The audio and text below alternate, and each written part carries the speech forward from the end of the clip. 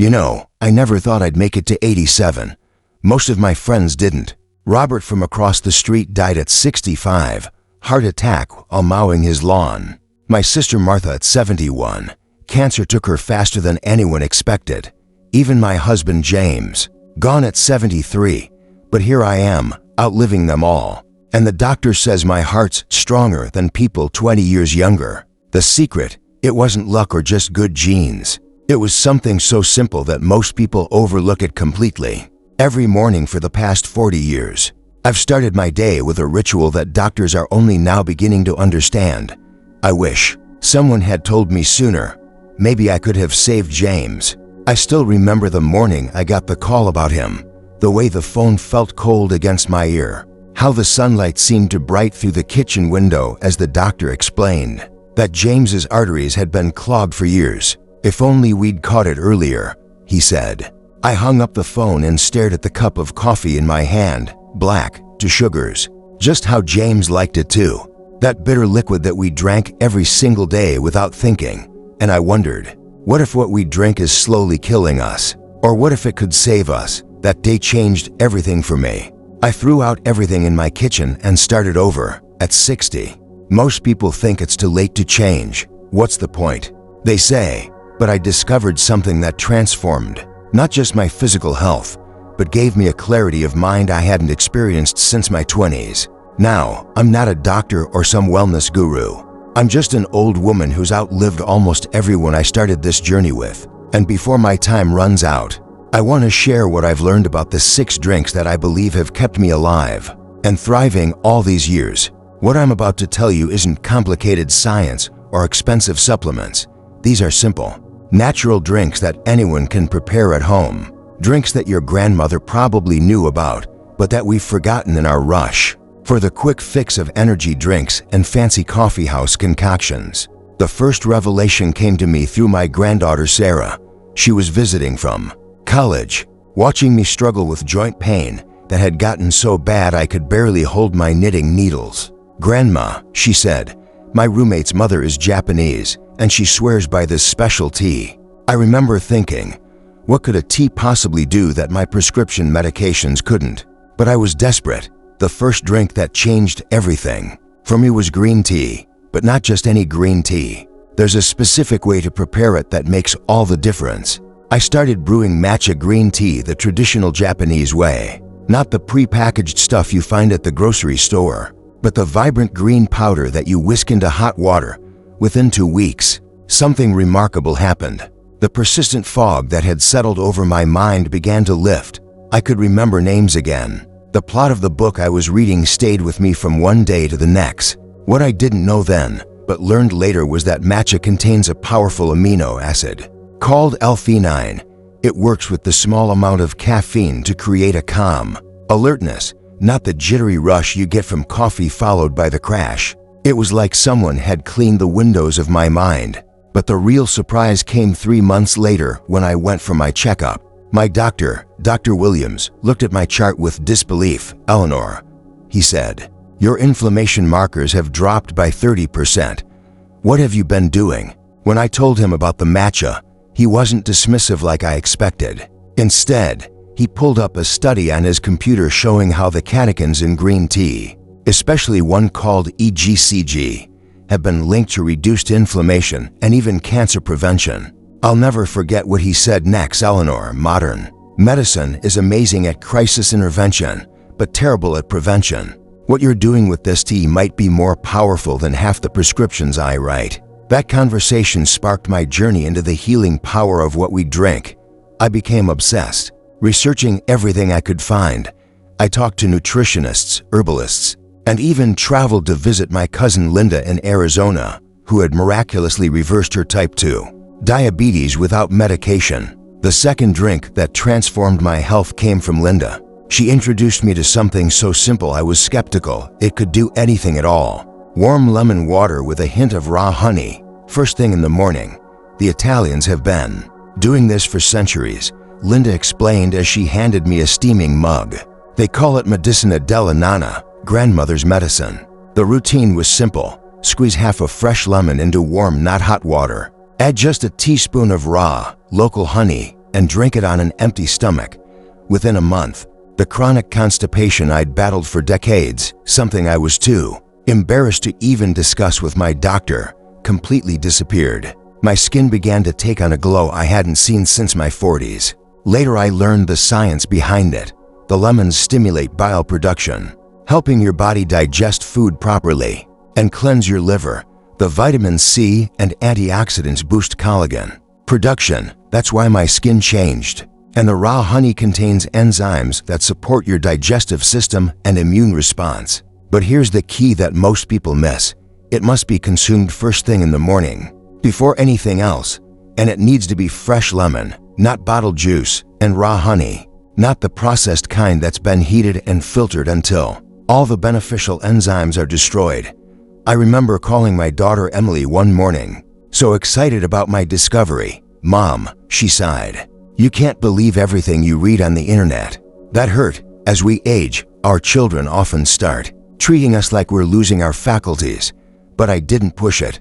I just kept drinking my lemon water every morning. 6 months later, when Emily came to visit with my grandchildren, she couldn't stop commenting on how energetic I was, how I kept up with the kids all day without needing a nap. "What's happened to you, Mom?" she asked. That's when I told her again about the simple drinks I'd incorporated into my daily routine. This time, she listened. The third drink came to me through trial and error, and it addressed something that had plagued me for years: insomnia.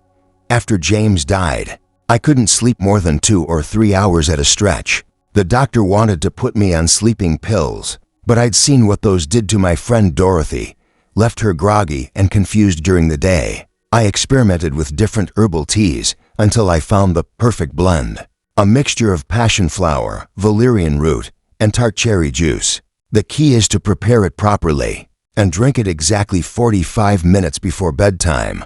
I remember the first time I tried making it, I was skeptical. Heating the water to just below boiling, too hot, and you destroy the delicate compounds in the herbs. I steeped the passion flower and valerian for exactly 7 minutes, then added 2 tablespoons of tart cherry concentrate. The smell wasn't particularly pleasant, I'll admit, earthy with a hint of sourness. But I was willing to try anything. That night, I sat in James's old armchair, the one I've never been able to part with, and sipped the tea slowly while watching the sunset through our bedroom window. The ritual itself felt comforting, a moment of stillness in a day that had been filled with the usual aches and worries that come with aging. The tart cherry juice, not the sweet kind, but the sour Montmorency cherries, is naturally high in melatonin, the hormone that regulates sleep. The valerian and passion flower work on GABA receptors in your brain, the same ones targeted by anti-anxiety medications, but without the side effects.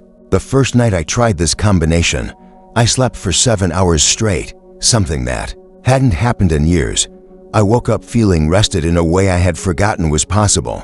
No grogginess, no sleep hangover, just clear, refreshed energy. When I shared this with my senior center friends, Margaret laughed it off. "At our age, poor sleep is just part of life," she said. But a month later, she pulled me aside after our book club. "Eleanor," she whispered, "I need that sleep recipe. I've been watching you come alive again, and I want what you're having." That's when I realized how many of us accept declining health as an inevitable part of aging, when so much of it might be preventable or even reversible with the right knowledge. The fourth drink entered my life during a particularly difficult winter. A brutal cold snap had settled over the town, and everyone I knew was coming down with colds, flu, and respiratory infections. At our age, these aren't just inconveniences, they can be life-threatening. Life-threatening. I'd read about fire cider, an old folk remedy that combines apple cider vinegar, horseradish, ginger, garlic, onions, and hot peppers, infused for several weeks and then strained. To make it palatable, you add a bit of honey. It sounds horrible, I know, and the first time I tried it, I nearly gagged. But I was determined. I started taking a tablespoon each morning, and while everyone around me fell ill that winter, I remained remarkably healthy. When I did feel a scratchy throat coming on, I'd increase the dose to a tablespoon 3 times a day, and by the next morning, the symptoms were gone. The combination of ingredients creates a potent immune-supporting elixir. The apple cider vinegar balances your gut microbiome, where much of your immune system resides. The allicin in garlic and the capsaicin in hot peppers have natural antimicrobial properties. The ginger and horseradish clear congestion and reduce inflammation. My neighbor Thomas, a retired pharmacist, was the most skeptical of all. Old wives' tales, he called my concoctions. But that winter, as he suffered through 2 rounds of antibiotics for bronchitis, I stayed well. The next year, I noticed he had a jar of something that looked suspiciously like fire cider on his kitchen counter. He never admitted it was because of me, but I saw the knowing look in his eyes. I remember once sharing my fire cider with my grandson Daniel when he came down with a nasty cold during his college break. He made quite the face. Young people today aren't used to strong, medicinal flavors. Everything they consume is sweetened or salted beyond recognition. But by the next morning, his congestion had cleared, and he was asking for the recipe to take back to his dorm. You know, Grandma, he said, my biology professor talks about how antibiotic resistance is becoming this huge problem, and here you are with these solutions people have used for centuries before antibiotics even existed. That made me smile. Sometimes the oldest knowledge is the most valuable. The 5th drink was something I discovered during a summer visit to my granddaughter's home in California. The temperatures were in the high 90s, and I was feeling lightheaded and exhausted from the heat. Sarah made me what she called an electrolyte replenisher, coconut water blended with sea salt, lime juice, and a touch of maple syrup. Grandma, dehydration is one of the biggest causes of hospitalization for people over 70. She told me, your thirst response diminishes with age, so you don't even realize you're dehydrated until it's serious. The drink was delicious, and within an hour, my energy had returned. I felt alert and balanced again. When I got home, I started making a version of this every day, especially after my morning walk or gardening. What most people don't realize is that plain water isn't always enough, especially as we age. Our bodies need electrolytes, minerals like potassium, sodium, and magnesium to properly absorb and use that water. The coconut water is naturally rich in potassium, the sea salt provides sodium, and the lime offers additional minerals and flavor. Commercial sports drinks are loaded with artificial colors and too much sugar. This natural version hydrates more effectively without the harmful additives. I began to notice that my occasional heart palpitations, which my doctor had said were benign but still frightened me, completely disappeared. Once I started drinking this regularly, I keep a picture of it in my refrigerator now. Especially during the summer months, I've added different variations, sometimes a sprig of mint or a few slices of cucumber for extra refreshment. My friend Betty, who used to suffer terribly from muscle cramps in her legs at night, started drinking this daily at my suggestion. Within 2 weeks, the cramps had subsided. It's not just the hydration, I explained to her, it's the magnesium in the coconut water helping your muscles relax.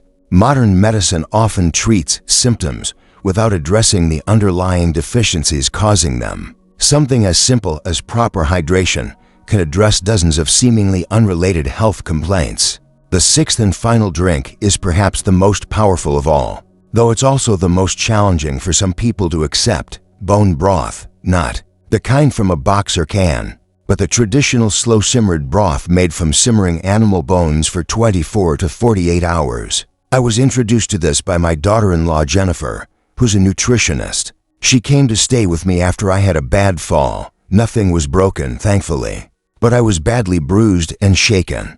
She took over my kitchen and started a big pot of what looked like just bones and water. Mom, she said, she's called me Mom since she married my son Michael 30 years ago. This is what's going to rebuild your strength faster than anything else. The rich, golden broth that resulted was more satisfying than any soup I'd ever tasted.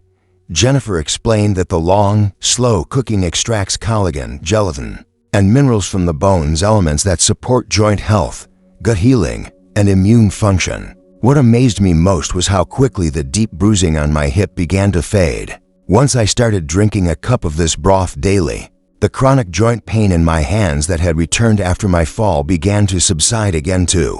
When I mentioned this to Dr. Williams at my next appointment, he wasn't surprised. Bone broth contains glycine and proline, amino acids that help regenerate tissue, he explained. Plus, it's easily digestible nutrition, which is crucial for healing at any age, but especially for seniors. I've since learned that bone broth also contains compounds that support the integrity of our gut lining, and a healthy gut is connected to everything from improved mood to better immune function. Some researchers even believe it can help prevent the development of Alzheimer's disease. Though more studies are needed, the most pushback I get is usually about this one. "I can't believe you're cooking bones for 2 days," my friend Gladys said, wrinkling her nose. "Just take a calcium supplement." But what she doesn't understand is that isolating single nutrients is not the same as consuming them in their natural matrix, surrounded by all the cofactors our bodies evolved to use. Now, making bone broth does take time, I'll admit that, but the process itself has become almost meditative for me. There's something deeply satisfying about creating nourishment the way our ancestors did. Partaking in this ancient wisdom, I usually make a large batch every 2 weeks, portion it into mason jars, and freeze what I won't use right away. I remember how my grandmother used to say, "Don't throw away those chicken bones." She knew instinctively what science is only now confirming, that these parts we discard contain profound healing properties. When did we decide we knew better than thousands of years of human wisdom? These 6 drinks have become the cornerstone of my daily routine. Matcha in the morning for mental clarity, lemon water to wake up my digestive system, bone broth with lunch for sustained energy and repair, my coconut water electrolyte drink in the afternoon, fire cider when I feel I need immune support, and my sleep-inducing herbal blend before bed. It sounds like a lot when I list it out like that, but it's become as natural to me as brushing my teeth. These drinks frame my day, giving it a rhythm that my body has come to rely on. Last month, I celebrated my 87th birthday. My children tried to plan a small gathering, worried that anything larger would tire me out. Instead, I hosted 30 people in my backyard, prepared most of the food myself, and danced with my great-grandson Tyler to the Beatles songs that James and I used to love. Dr. Williams says my biological age, how old my body actually functions, is closer to 70 than 87. My blood pressure is 120/75 without medication. My bone density has actually improved over the last 5 years, something he says he's never seen in a patient my age. And my inflammatory markers are lower than most of his middle-aged patients. I don't share this to brag, but to offer hope. We've been conditioned to believe that severe decline is inevitable with age, that aches, pains, memory loss, and disease are just part of getting older. What if much of what we attribute to aging is actually the cumulative result of what we've been putting into our bodies for decades? I often think about James and wonder if things might have been different if we'd discovered these simple truths sooner. There's a sadness there, yes, but also profound gratitude that I found this path when I did. Each day I have now feels like a gift, clear-minded, energetic, purposeful days that I might not have had. If you take only one thing from my story, let it be this: it's never too late to change your health trajectory. The body has a remarkable capacity to heal when given the right tools, and sometimes the most powerful medicine isn't medicine at all. It's the ancient wisdom of simple, natural nourishment that our modern world has forgotten. Remember, though, that what worked for me may not work exactly the same for you. We're all unique. Use my experience as inspiration, but listen to your own body. Start slowly, perhaps with just one of these drinks. Notice how you feel. Be patient. Deep healing takes time. And if your doctor dismisses these natural approaches, find one who practices integrative medicine, who understands that traditional wisdom and modern science can work hand in hand. The doctor who told me to just take Tylenol for my joint pain before I discovered these natural remedies wasn't a bad person. He just wasn't trained to look beyond pharmaceutical solutions. I know I won't live forever. No amount of matcha or bone broth will change that, and I wouldn't want it to. James is waiting for me somewhere, probably wondering what's taking me so long. But I'm not in a hurry to join him just yet. There are still great-grandchildren to spoil, gardens to tend, and perhaps a few more people I can help find their way to better health through these simple, natural drinks. Life is precious, especially these bonus years I never expected to have. Every morning when I wake up clear-headed and ready for the day, I send up a little thanks for the knowledge that found me, for the body that forgave decades of less than ideal treatment, and for the simple rituals of nourishment that have become my daily act of self-love. I often think about how different my later years could have been. I see so many of my contemporaries struggling with pain, with foggy thinking, with a dependency on medications that often cause as many problems as they solve. I see the resignation in their eyes, the acceptance that this is just what getting old is like. But it doesn't have to be that way. Just last week, I ran into an old friend, Nancy, at the grocery store. I hadn't seen her in almost a year, and the change in her was shocking. She was hunched over her cart, moving slowly, her once bright eyes dulled by pain medications. "It's just old age," she said when I asked how she was doing. I wanted to take her hands and tell her it doesn't have to be this way, that there are simple things she could try. But I've learned that people need to be ready to hear such things. You can't force wisdom on someone who isn't seeking it. Instead, I invited her for tea. My special matcha, of course. Sometimes the best way to convince someone is to simply let them witness the difference. Nancy is coming over tomorrow, and I'll have all my special drinks ready, not to lecture her, but to offer alternatives if she becomes curious. That's how change spreads, not through preaching or pressure, but through example, through the quiet evidence of a life well lived, a body well nourished, a mind still curious and engaged long past the age when many have given up. So there you have it, my 6 natural drinks that I believe have extended my life, and certainly improved its quality. They cost far less than prescription medications or supplements. They've become moments of mindfulness throughout my day, and they've given me these beautiful late years that so many of my friends never got to experience. If this video touches even one person, inspires one change that leads to better health, then sharing it was worthwhile. Thank you for listening to an old woman's story. May you find your own path to vibrant longevity, whatever that looks like for you. And remember, it's never too late to begin again. I was 60 when I started this journey. Some of you watching might be much younger. How wonderful to have the chance to start sooner than I did. Others might be my age or older. Take heart, the body wants to heal at any age. Give it the right tools, the proper nourishment, and then watch and wonder as it remembers its innate wisdom. These simple drinks, matcha, lemon water, herbal sleep tea, fire cider, electrolyte replenisher, and bone broth, they're more than just beverages. They're daily rituals of self-care, connections to ancient wisdom, and perhaps most importantly, acts of hope. When you prepare these drinks, you're saying to your body, I believe in your power to heal. I'm giving you what you need. We're in this together. That belief, that partnership with your own body, it might be the most powerful medicine of all.